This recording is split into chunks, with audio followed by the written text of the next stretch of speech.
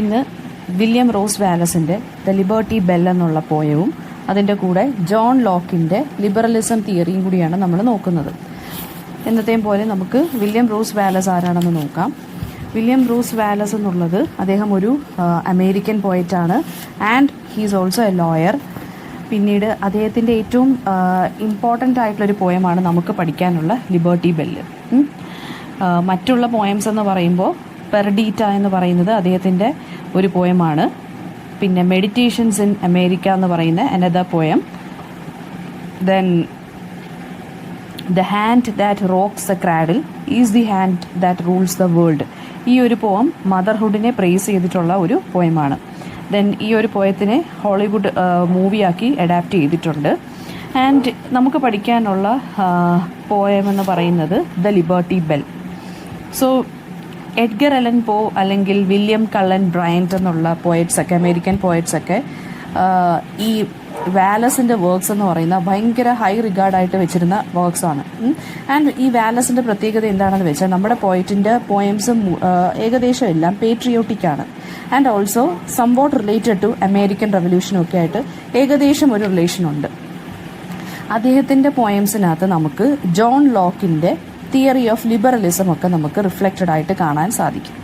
Okay, അപ്പോൾ ഈ വാലസിൻ്റെ പോയട്രിക്കകത്ത് revolution ഒക്കെ ഒരു സിമ്പിളായിട്ട് വരാറുണ്ട്. അതേ സംഭവം തന്നെയാണ് ലിബർട്ടി ബെൽ എന്നുള്ള ഈ ഒരു പോയത്തിനകത്തും കാണുന്നത് നമുക്ക്. അതായത് അമേരിക്കൻസിൻ്റെ ഫ്രീഡം കിട്ടിയ ആ ഒരു ടൈമിൽ, അല്ലെങ്കിൽ അമേരിക്കൻ റെവല്യൂഷൻ, അല്ലെങ്കിൽ പിന്നെന്താണ് അമേരിക്കൻ ഇൻഡിപെൻഡൻസിൻ്റെ ബാക്ക്ഗ്രൗണ്ടിൽ എഴുതിയൊരു പോയമാണ് നമുക്ക് പഠിക്കാനുള്ള ദ ലിബർട്ടി ബെൽ. ഓക്കെ, 1862 ഇത് പബ്ലിഷ് ചെയ്തത്. നമുക്ക് ഈ പോയത്തിൻ്റെ സമ്മറി ഒന്ന് നോക്കാം. അപ്പം അതിനു മുന്നേ ആദ്യമേ നമുക്ക് ഡിക്ലറേഷൻ ഓഫ് ഇൻഡിപെൻഡൻസ് എന്താണെന്ന്, അല്ലെങ്കിൽ അമേരിക്കൻ ഇൻഡിപെൻഡൻസ് എന്താണെന്ന് നമുക്ക് നോക്കണം. കൊളംബസ് അമേരിക്ക ഡിസ്കവർ ചെയ്ത് കഴിഞ്ഞു. കുറച്ച് കഴിഞ്ഞപ്പോഴത്തേക്കും ബ്രിട്ടൻ എന്ത് ചെയ്തു, ഇതിനെ കോളനിയാക്കി മാറ്റി. ഇപ്പോൾ കോളനിയുടെ കീഴിലായതുകൊണ്ട് തന്നെ അമേരിക്കൻസിന് എന്താ പറയുക, അൺഹാപ്പി ആയിട്ടുള്ള ഒരു കൈൻഡ് ഓഫ് ലൈഫ് ആൻഡ് റൂളായിരുന്നു. ബ്രിട്ടീഷ് ഗവൺമെൻറ്റിൽ നിന്ന് എങ്ങനെയെങ്കിലും ഇൻഡിപെൻഡൻ്റ് ആവണം എന്നുള്ളൊരു കൈൻഡ് ഓഫ് തോട്ടായിരുന്നു അവരുടെ മൈൻഡിലുണ്ടായിരുന്നത്. ആ സമയത്ത് ബ്രിട്ടീഷ്, അതായത് കിങ് ജോർജ് 3 കീഴിലായിരുന്നു ഈ ഒരു റൂള്. ഇപ്പോൾ കിങ് ജോർജ് 3 എന്ന് പറയുന്നത് വളരെ അൺഫെയർ ആയിട്ടും വളരെ ക്രൂവലായിട്ടുള്ള ഒരു കൈൻഡ് ഓഫ് റൂളറായിരുന്നു. ഇപ്പോൾ ഡിക്ലറേഷൻ ഓഫ് ഇൻഡിപെൻഡൻസ് കുറച്ച് റിബൽസ് അല്ലെങ്കിൽ കുറച്ച് റെവല്യൂഷണറി ലീഡേഴ്സ് എന്ത് ചെയ്തെന്ന് വെച്ചാൽ ഡിക്ലറേഷൻ ഓഫ് ഇൻഡിപെൻഡൻസ് എന്നും പറഞ്ഞൊരു ഡോക്യുമെൻ്റ് പോലെ തയ്യാറാക്കുകയും അവർ അമേരിക്കയെ ഡെമോക്രസി ആയിട്ട് ഡിക്ലെയർ ചെയ്യണമെന്ന് പറഞ്ഞ് കുറച്ച് കാര്യങ്ങൾ സ്റ്റേറ്റ് ചെയ്തു. ഓക്കെ, അപ്പം മെയിൻലി ജോർജ് 3 ആയിരുന്നു ഇവർ ഒപ്പോസ് ചെയ്തിരുന്നത്. അതുപോലെ തന്നെ ബ്രിട്ടൻ്റെ കൊളോണിയൽ റൂളിനെതിരെയായിരുന്നു ഇവർ ഫൈറ്റ് ചെയ്തിരുന്നത്. അപ്പം declaration of independence king of ഇംഗ്ലണ്ടിനെതിരെ വന്ന ഒരു ഡോക്യുമെൻ്റാണ്. അതൊരു ഒരു സമാധാനത്തിന് വേണ്ടിയോ അല്ലെങ്കിൽ ഒരു കോപ്പറേഷന് വേണ്ടിയോ ഉള്ള ഒരു ഡോക്യുമെൻ്റ് അല്ലായിരുന്നു. അതായത് കിങ്ങിനെ ഞങ്ങൾ ഫയർ ചെയ്യുകയാണ്, ഞങ്ങളെ ഇൻഡിപെൻഡൻസ് ഞങ്ങൾ തന്നെ സ്വയം ഡിക്ലെയർ ചെയ്യുവാണ്, ഞങ്ങൾക്ക് ബ്രിട്ടീഷ് ഗവൺമെൻറ്റിൻ്റെ റൂൾ ഞങ്ങൾ ഒരിക്കലും ഇനി റെക്കഗ്നൈസ് ചെയ്യുകയില്ല, കോളനിസ്റ്റുകൾ എത്രയും പെട്ടെന്ന് തന്നെ രാജ്യം വിടണം എന്ന് പറഞ്ഞിട്ടായിരുന്നു ഈ ഒരു ഡിക്ലറേഷൻ ഓഫ് ഇൻഡിപെൻഡൻസ് കൊണ്ടുവന്നത്. ഈ അമേരിക്കൻ നമ്മുടെ റെവല്യൂഷണറീസ് അല്ലെങ്കിൽ റിബൽസ് എന്ന് നമുക്ക് വേണമെങ്കിൽ പറയാം. അപ്പം British were unwilling to walk away without a fight. So declaration of independence American revolutionary വാറിന് വഴിയൊരുക്കുകയും ജൂലൈ 4, 1776 എന്തായാലും അമേരിക്ക ഇൻഡിപെൻഡൻസ് ഡിക്ലെയർ ചെയ്യുകയും and that was the beginning of democracy in America. Okay, 4th of July ആണ് എന്ന് നമുക്ക് അറിയാൻ പറ്റും. ചില സിനിമകളിലും ചില സീരീസിനകത്തൊക്കെ ജൂലൈ 4 എന്ന് പറയുന്നത് ആനുവൽ അമേരിക്കൻ ഹോളിഡേ ആണ്. അതായത് ഡിക്ലറേഷൻ ഓഫ് ഇൻഡിപെൻഡൻസിൻ്റെ ഒരു സൈനിങ്ങിൻ്റെ ആ ഒരു സെലിബ്രേറ്റ് ചെയ്യുന്ന ഡേ ആണത്. ഓക്കെ, അത് ഫിലാഡൽഫിയയിൽ വെച്ചിട്ടാണ് 13 അമേരിക്കൻ കോളനീസ് ആണ് ഡിക്ലെയർ ചെയ്ത് അവരുടെ ഇൻഡിപെൻഡൻസ് ഗ്രേറ്റ് ബ്രിട്ടനിൽ നിന്ന്. ആൻഡ് അത് കിങ്ങിന് അയച്ചു കൊടുക്കുകയും and he was not happy about it. അതുകൊണ്ട് അമേരിക്കൻ റെവല്യൂഷൻ പെട്ടെന്ന് ഉണ്ടാവുകയൊക്കെ ചെയ്തു. ഓക്കെ, എന്തായാലും ഈ ഒരു ബാക്ക്ഗ്രൗണ്ടിലാണ് നമ്മുടെ പോയം എഴുതിയിരിക്കുന്നത്. അതായത് ഈ ഡിക്ലറേഷൻ ഓഫ് ഇൻഡിപെൻഡൻസ് കൊണ്ടുവന്നിട്ട് നമ്മുടെ ഈ ഒരു അമേരിക്കൻ റിബൽസ് അല്ലെങ്കിൽ റവല്യൂഷണറീസ് ആളുകളെ അറിയിക്കാൻ വേണ്ടി ഫിലാഡൽഫിയയിലുള്ള ലിബർട്ടി ബെല്ല് മണിയടിച്ചുകൊണ്ട്, അതായത് ലിബർട്ടി ബെല്ല് ഇങ്ങനെ അടിച്ചുകൊണ്ടിരുന്നു ആളുകൾ പെട്ടെന്ന് കൂടാൻ വേണ്ടിയും. നമ്മൾ കോളനിയിൽ നിന്ന്, അതായത് ബ്രിട്ടീഷ് കോളനിക്കെതിരെ നമ്മളൊരു സംഭവം കൊണ്ടുവന്നു എന്നും അമേരിക്ക ഡെമോക്രസി ആവാനാണെന്നും അങ്ങനെയുള്ള കാര്യം അറിയിക്കാൻ വേണ്ടി ഫിലാഡൽഫിയയിൽ വെച്ച് ഈ ഒരു ഡിക്ലറേഷൻ ഓഫ് ഇൻഡിപെൻഡൻസ് കൊണ്ടുവന്നിട്ടുള്ള കുറച്ച് ലീഡേഴ്സ് എന്ത് ചെയ്തു, ഈ ഒരു ലിബർട്ടി ബെല്ല് റിങ് ചെയ്തു. ലിബർട്ടി ബെല്ല് റിങ് ചെയ്യുന്ന വെച്ച് കഴിഞ്ഞാൽ അവർക്ക് ഫ്രീഡം കിട്ടിയെന്ന് അറിയിക്കാൻ വേണ്ടി, ആളുകളെ ഇങ്ങനെ അറിയിക്കാൻ വേണ്ടി ലിബർട്ടി ബെല്ല് റിങ് ചെയ്തു. അപ്പോൾ അതാണ് ഇതിൻ്റെ ബാക്ക്ഗ്രൗണ്ടായിട്ട് വന്നിരിക്കുന്നത്. ഈ പോയത്തിൻ്റെ ബാക്ക്ഗ്രൗണ്ട് എന്ന് പറയുമ്പോൾ ഈ ഒരു ഇൻസിഡൻ്റ് ആണ്. അപ്പം സമ്മറി നമുക്ക് നോക്കാം. ലിബർട്ടി ബെല്ലിൻ്റെ സൗണ്ട് റിങ് ചെയ്യുകയാണ്. അതിങ്ങനെ റിവർബറേറ്റ് ചെയ്തുകൊണ്ടിരിക്കുകയാണ്, എക്കോ പോലെ, അതായത് ഒരു തണ്ടറിൻ്റെ സൗണ്ട് പോലെ അമേരിക്കയിലെ ആ ഒരു മൈറ്റി ലാൻഡിൽ കംപ്ലീറ്റ് ആയിട്ട് ഈ ഒരു സൗണ്ട് ഇങ്ങനെ മുഴങ്ങി കേട്ടുകൊണ്ടിരുന്നു. അതായത് ഹാർട്ട് ഓഫ് ദി നേഷൻ, അതായത് ഈ അതായത് അമേരിക്ക ഫുള്ള് ഈ ഒരു സൗണ്ട് കാരണം എക്കോ ചെയ്തുകൊണ്ടേയിരുന്നു. ആ ഒരു സൗണ്ട് എക്കോ ചെയ്തുകൊണ്ടിരുന്നു. എൻറ്റയർ നേഷൻ തന്നെ വളരെയധികം പേട്രിയോട്ടിക് മൂവ്മെൻറ്റ്, ഒരു ഫീലിങ്ങോടുകൂടി ഇങ്ങനെ ഷേക്ക് ആയിക്കൊണ്ടിരുന്നു. ഈ ഒരു ബെല്ലിൻ്റെ സൗണ്ട് എന്ന് പറയുന്നത് ഫിലാഡൽഫിയയിലുള്ള സിറ്റിസൺസിനെ എല്ലാം അവേക്ക് ചെയ്തു എന്നാണ് പറയുന്നത്. അതായത് ഫിയറിൽ നിന്നും, ഒപ്രഷനിൽ നിന്നും, ഇൻജസ്റ്റിസിൽ നിന്നും ഫിലാഡൽഫിയൻ സിറ്റിസൺസിനെ എല്ലാം ഉണർത്തി. കോളനിസ്റ്റുകൾക്ക് ഈ ഒരു സൗണ്ട് എന്ന് പറയുന്നത് ഒരു ഒരു ഷെയിം പോലെയായിരുന്നു, അല്ലെങ്കിൽ ബ്രത്ത് ഓഫ് ഫ്ലെയിം പോലെയായിരുന്നു. അവരെ ഇവിടെ നിന്ന് ഓടിപ്പോകണം എന്ന് പറയുന്ന ഒരു വാർണിംഗ് പോലെയായിരുന്നു അവർക്ക് ഈ സൗണ്ട് കേട്ടത്, അല്ലെങ്കിൽ അവർക്ക് ഈ സൗണ്ട് കേട്ടപ്പോൾ തോന്നിയത്. അതൊരു official statement by the colonist. അതായത് ഞങ്ങൾ ഇനി ഒരിക്കലും നിങ്ങളുടെ റൂൾ റെക്കഗ്നൈസ് ചെയ്യില്ല, നിങ്ങൾ എന്തായാലും ഞങ്ങളുടെ രാജ്യത്ത് നിന്ന് ഒഴിഞ്ഞു പോകണം എന്നായിരുന്നു ഈ ഒരു ബെല്ല് കോളനിസ്റ്റുകളുടെ ചെവിയിലെത്തിയത്. ഓക്കെ, കോളനൈസേഴ്സിനാണെങ്കിൽ ഈ ഒരു ബെല്ലെന്ന് പറയുന്നത് അവരുടെ വിഷമങ്ങളെല്ലാം മാറി, ഞങ്ങൾക്കൊരു ഫൈറ്റും വേണ്ട, ഞങ്ങൾക്ക് എന്തായാലും ഞങ്ങളുടെ രാജ്യം തിരികെ വേണം, നിങ്ങൾ എന്തായാലും ഞങ്ങളുടെ രാജ്യത്ത് നിന്ന് ഒഴിഞ്ഞു പോകണം എന്നുള്ളൊരു കൈൻഡ് ഓഫ് സൗണ്ടായിരുന്നു അവർക്ക് ഈ ഒരു സൗണ്ടിനെ അവർ ഇൻ്റർപ്രറ്റ് ചെയ്തത്. അതായത് ഞങ്ങൾക്ക് ഡെമോക്രസി കിട്ടാൻ പോവുകയാണ്, ഞങ്ങൾക്ക് ഫ്രീഡം കിട്ടാൻ പോവുകയാണെന്നാണ് ഈ ഒരു സൗണ്ട് നമ്മുടെ അമേരിക്കൻസിനെ അല്ലെങ്കിൽ ഫിലാഡൽഫിയക്കാരെ ഓർമ്മിപ്പിച്ചത്. ആൻഡ് ദെൻ ഈ സ്ലേവ്സും, അതായത് അമേരിക്കയിലുള്ള, അതായത് നമ്മുടെ ഈ കോളനിസ്റ്റുകളുടെ കീഴിൽ കിടക്കുന്ന സ്ലേവ്സും അല്ലെങ്കിൽ ബ്രേവ് ഫ്രീഡം ഫൈറ്റേഴ്സും എല്ലാം ഈ ഒരു സൗണ്ട് എന്ന് പറയുന്നത് ടോൾ മൗണ്ടൻസിൻ്റെ അവിടെ നിന്ന് കേട്ടു. അല്ലെങ്കിൽ ഈ ഒരു സൗണ്ട് എന്ന് പറയുന്നത് അത്രയധികം ദൂരം, അതായത് പല ഓഷ്യൻസും വേവ്സും എല്ലാം താണ്ടി, പല മൗണ്ടൻസും താണ്ടി എല്ലാ അമേരിക്കൻസിൻ്റെയും ചെവിയിലെത്തി എന്നാണ് പറയുന്നത് പോയിറ്റ്. ആൻഡ് എല്ലാവരും ഒരുപോലെ ഈ സൗണ്ട് കേട്ടു, റിച്ച് ആൻഡ് പുവർ പീപ്പിൾ ഒരുപോലെ ഈ സൗണ്ട് കേട്ടു. ആൻഡ് ഈ ഒരു സൗണ്ട് കേട്ടിട്ട് ഫിലാഡൽഫിയയിലെ സിറ്റിസൺസ് എല്ലാവരും കൂടി ആ ലിബർട്ടി ബെല്ലിൻ്റെ അടുത്ത് ഒത്തുചേരാൻ തുടങ്ങി. എന്തിനു വേണ്ടിയാണ്? ഡിക്ലറേഷൻ ഓഫ് ഇൻഡിപെൻഡൻസ് വായിച്ച് കേൾപ്പിക്കാൻ വേണ്ടി അമേരിക്കൻ ഈ ഒരു റവല്യൂഷണറി ലീഡേഴ്സ് അല്ലെങ്കിൽ ഫ്രീഡം ഫൈറ്റേഴ്സ് വിളിച്ച് ഈ ഒരു സൗണ്ട് മനഃപൂർവ്വം കേൾപ്പിച്ചതാണ്. അതായത് അവരുടെ ഇൻഡിപെൻഡൻസിൻ്റെ സ്ട്രഗിള്, അല്ലെങ്കിൽ അവരുടെ ഒരു ബോണ്ട് ഓഫ് ഫ്രണ്ട്ഷിപ്പ്, അതിനൊക്കെ വേണ്ടിയായിരുന്നു, അവരെ അതിനെല്ലാം കൂടി ഒത്തുചേർക്കാൻ വേണ്ടിയാണ്, ഒരു സമ്മൺ അപ്പ് ചെയ്യാൻ വേണ്ടിയാണ്, ഈ സിറ്റിസൺസിനെ എല്ലാം ഒന്ന് വിളിച്ചു വരുത്താൻ വേണ്ടിയാണ് ഈ ഒരു സൗണ്ട് റൈസ് ചെയ്തത്. കോളനിസ്റ്റുകൾ എന്ന് പറയുന്നത്, അപ്പം ഈ ഒരു സൗണ്ട് എന്ന് പറയുന്നത് സിംബലൈസ് ചെയ്യുന്നത്, അതായത് ഈ ലിബർട്ടി ബെല്ലിൻ്റെ സൗണ്ട് എന്ന് പറയുന്നത് സിംബലൈസ് ചെയ്യുന്നത് ബ്രദർഹുഡിനെയാണ്. അപ്പം ഒരുപാട് മൗണ്ടൻസിനെയും ഒരുപാട് വേവ്സിനെയും എല്ലാം താണ്ടി ഈ ഒരു സൗണ്ട് എല്ലാവരുടെയും ചെവികളിൽ എത്തി എന്നാണ് പറയുന്നത്. പിന്നെ അതുപോലെ തന്നെ ഈ ഒരു സൗണ്ട് എന്ന് പറയുന്നത് ഹെവനിൽ നിന്ന് ഒരു സെലസ്റ്റിയൽ ബീയിങ്, അതായത് സെറാഫ് എന്നാണ് ഇവിടെ യൂസ് ചെയ്തിരിക്കുന്നത്, SERAPH. അതായത് ഈ ഒരു സൗണ്ട്, നമ്മുടെ ലിബർട്ടി ബെല്ലിൻ്റെ സൗണ്ട് എന്ന് പറയുന്നത് ഒരു ഹെവനിൽ നിന്ന് വന്ന ഒരു ഏഞ്ചൽ പോലെയാണ് തോന്നിയതെന്നാണ് പറഞ്ഞത്. പിന്നീട് അമേരിക്കൻ ഫ്ലാഗിനെ കുറിച്ച് ഇവിടെ കമ്പയർ ചെയ്യുവാണ്. അതായത് അമേരിക്കൻ ഫ്ലാഗിനെ നമ്മുടെ ഹെവൻലി ഒരു ഏഞ്ചലിൻ്റെ വിങ് പോലെ കമ്പയർ ചെയ്യുവാണ്. അമേരിക്കൻ ഫ്ലാഗിനകത്ത് കുറച്ച് സർക്കിൾസും ഉണ്ട്, കുറച്ച് സ്റ്റാർസും ഉണ്ട്. സ്റ്റാർസ് എല്ലാം അറേഞ്ച് ചെയ്തിരിക്കുകയാണ് ഒരു സർക്കിളിൻ്റെ രൂപത്തിൽ. അപ്പോൾ അതെന്ന് പറയുന്നത് ആ ഒരു പിന്നെ ഫ്ലാഗ്, ഈ ലിബർട്ടി ബെല്ലിൻ്റെ അടുത്ത് കുറേ അമേരിക്കൻ റിബൽസ് അല്ലെങ്കിൽ റവല്യൂഷണറി ലീഡേഴ്സ് അത് ഇങ്ങനെ കാണിച്ചുകൊണ്ടിരിക്കുകയാണ് ഫ്ലാഗിനെ, അമേരിക്കൻ ഫ്ലാഗിനെ. ആ ഫ്ലാഗ് എന്ന് പറയുന്നത് ഒരു പിന്നെ ഹെവൻലി ഏഞ്ചലിൻ്റെ വിങ് പോലെയാണ് ആളുകൾക്ക് തോന്നിയത്.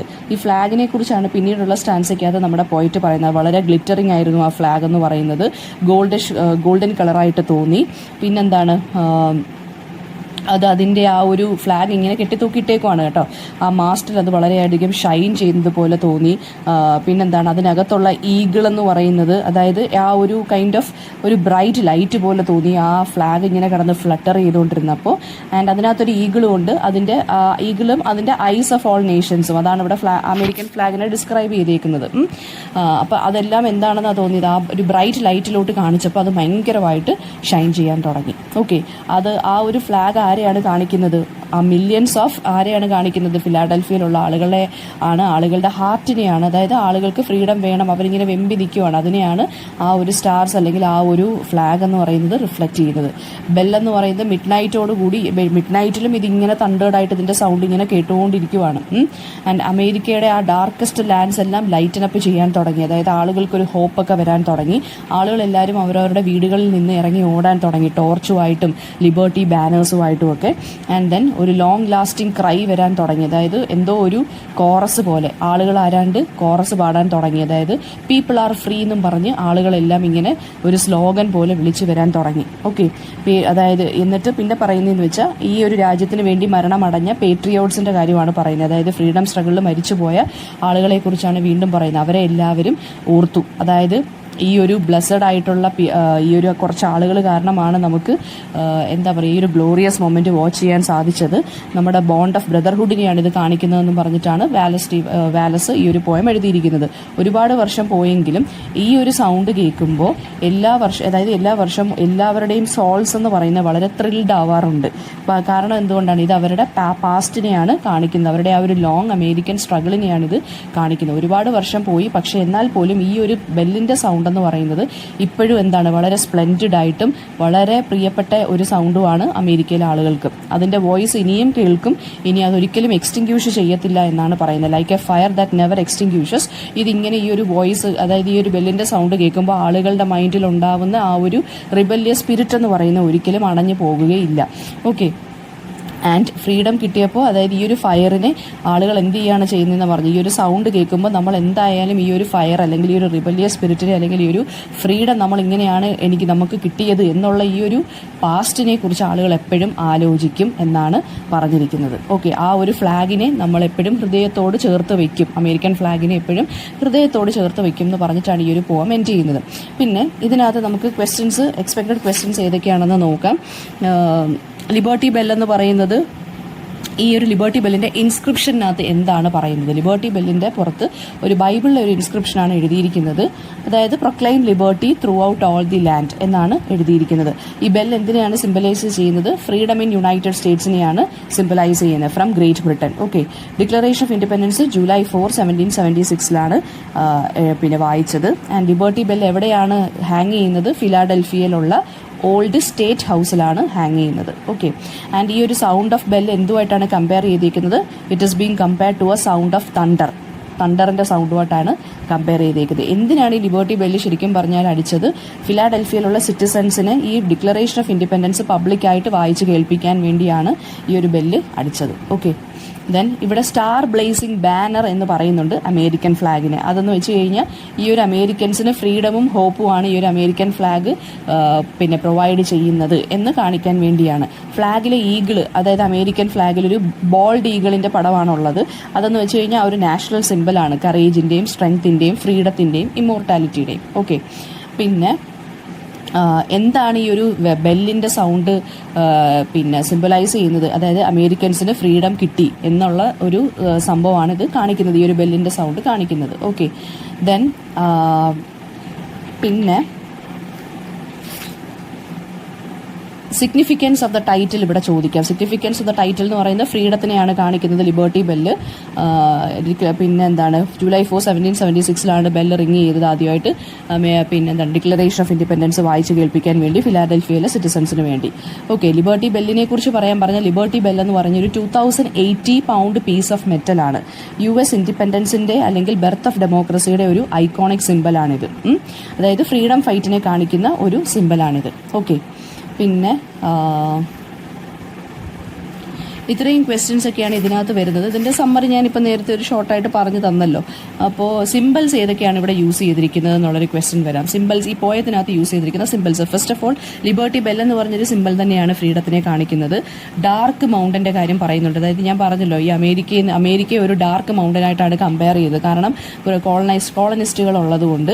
പിന്നീട് ആ ഡാർക്ക് മൗണ്ടൻ മാറി ഇപ്പോൾ വളരെ ബ്രൈറ്റ് ആയിട്ടുള്ളൊരു സ്പേസ് ആയിട്ട് മാറി. പിന്നെന്താണ് പറഞ്ഞിരിക്കുന്നത്, ബ്ലൂ വേവ് എന്ന് പറയുന്നുണ്ട്. അതായത് ഒരുപാട് വേവ്സ് കടന്ന് താണ്ടി, അതായത് ഒരുപാട് ഓഷ്യൻസ് താണ്ടിയാണ് ഈ ബെല്ല് എല്ലാവരുടെയും ചെവിയിലെത്തിയത്. പിന്നെന്താണ്, സ്റ്റാർ ബ്ലേസിംഗ് എന്ന് പറയുന്നുണ്ട് ആ ഫ്ലാഗിനെ. പിന്നെ അതുപോലെ തന്നെ ആ ഫ്ലാഗിനെ വിങ് ഓഫ് സെറാഫ് എന്ന് വിളിക്കുന്നുണ്ട്. സെറാഫ് എന്ന് വെച്ചാൽ ഒരു സെലസ്റ്റിയൽ ബീയിങ്, അതായത് ഒരു ഏഞ്ചൽ, അതിൻ്റെ വിങ് പോലെയാണ് അവിടുത്തെ ഫ്ലാഗ് എന്ന് പറയുന്നുണ്ട്. പിന്നെന്താണ്, ഇത്രയും പിന്നെ ബോൾഡ് ഈഗിളിൻ്റെ ഒരു സിമ്പിൾ വരുന്നുണ്ട് ഫ്ലാഗിനകത്തുള്ളത്. അത് കറേജിനെ കാണിക്കുന്നു. ഇത്രയും സിമ്പിൾസ് ആണ് യൂസ് ചെയ്യുന്നത്. ഓക്കെ, ദെൻ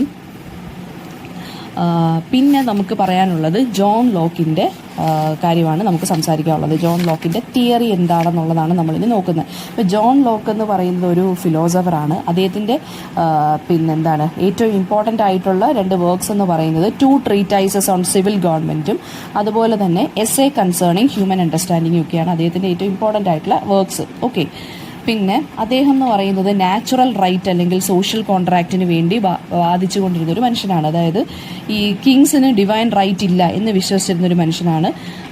പിന്നെന്താണ്, ആളുകൾ വേണം ആളുകളുടെ ഈ ഒരു റെപ്രസെൻറ്റേറ്റീവ്സിനെ തിരഞ്ഞെടുക്കാൻ.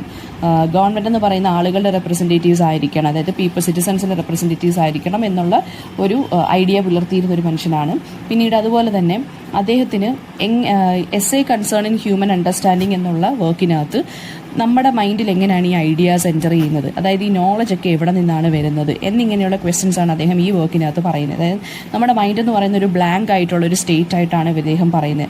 ഐഡിയാസ് എവിടെ നിന്നാണ് വരുന്നത്? ഐഡിയാസ് വരുന്നത് നമ്മുടെ ഓൺ സെൻസറി എക്സ്പീരിയൻസ്, അതായത് സെൻസസ് യൂസ് ചെയ്തിട്ട് നമ്മൾ ഓരോ കാര്യങ്ങൾ പറയുമ്പോഴും ചെയ്യുമ്പോഴും പ്രവർത്തിക്കുമ്പോഴുമാണ് നമുക്ക് ഐഡിയാസ് വരുന്നതെന്നാണ് അദ്ദേഹം പറയുന്നത്. അല്ലാതെ നമ്മുടെ മൈൻഡിൽ ഇന്നേറ്റ് ആയിട്ട് ഐഡിയാസും കാര്യങ്ങളും ഒന്നുമില്ല.